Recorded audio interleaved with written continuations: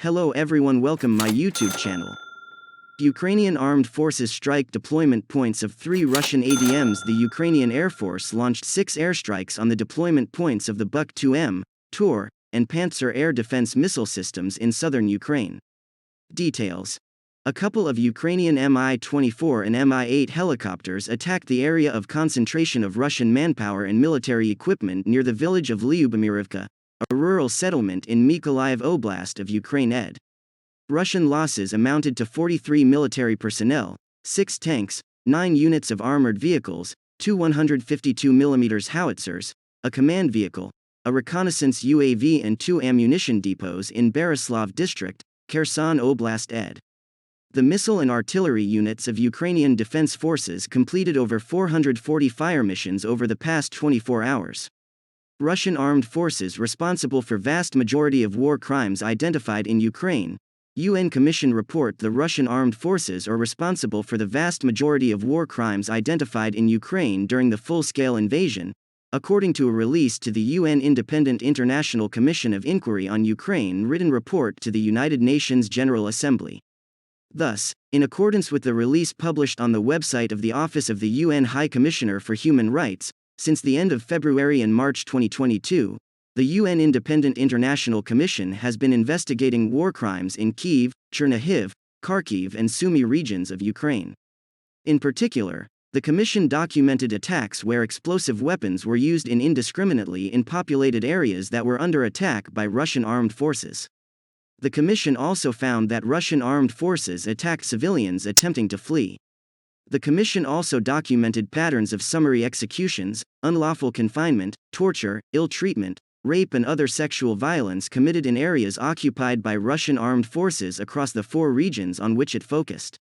People have been detained, some have been unlawfully deported to the Russian Federation, and many are still reported missing. Sexual violence has affected victims of all ages. Family members, including children, were sometimes forced to witness the crimes. The impact of these violations on the civilian population in Ukraine is immense. The loss of lives is in the thousands. The destruction of infrastructure is devastating, Chair of the Commission Eric Mose said. It is also noted that the Russian armed forces are responsible for the vast majority of the violations identified, including war crimes. At the same time, Ukrainian forces have also committed international humanitarian law violations in some cases, including 2 incidents that qualify as war crimes. The Commission has also identified examples of both parties to the armed conflict, although to different degrees, failing to protect civilians or civilian objects against the effects of attacks, by locating military objects and forces within or near densely populated areas. In this regard, the Commission recommends enhanced coordination of international and national accountability efforts, to improve effectiveness and prevent harm to victims and witnesses. The Commission, consistent with its mandate, will seek to contribute to the identification of those responsible. The Commission visited 27 towns and settlements and has interviewed 191 victims and witnesses. Its investigators inspected sites of destruction, graves, places of detention and torture, as well as weapon remnants, and consulted a large number of documents and reports. As a result of Russia's aggression against Ukraine, 428 children killed, 815 wounded.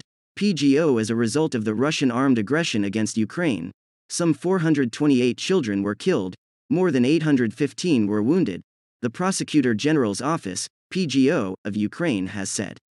As of the morning of October 19, 2022, more than 1,243 children were affected in Ukraine as a result of Russia's full-scale armed aggression. According to official information from juvenile prosecutors, some 428 children killed and more than 815 were wounded of varying severity. Children suffered the most in Donetsk region, namely 415, while 258 children in Kharkiv, some 116 in Kyiv, some 77 in Mykolaiv, some 69 in Zaporizhia, some 68 in Chernihiv, some 64 in Luhansk, some 57 in Kherson and some 31 in Dnipropetrovsk, the PGO said in Telegram channel. These figures are not final, since work is underway to establish them in places of active hostilities, in temporarily occupied and liberated territories. During the recording of crimes committed on the territory of Donetsk region, the body of 3 children aged 2, 9 and 14 with signs of shrapnel and mine explosive wounds was found at the site of a spontaneous burial in the town of Lyman. As a result of the bombing and shelling by Russian armed forces, some 2,663 educational institutions were damaged, and 326 of them were completely destroyed. Russian armed forces responsible for vast majority of war crimes identified in Ukraine, UN Commission report. And what's going on with Elon Musk, SpaceX's Starlink in Ukraine? Here's what we know. It's understandable if you're a bit confused about the situation with SpaceX's Starlink satellite internet service in Ukraine. Starlink, SpaceX's giant and ever-growing broadband constellation, has been a vital piece of Ukrainian communications infrastructure throughout the ongoing Russian invasion.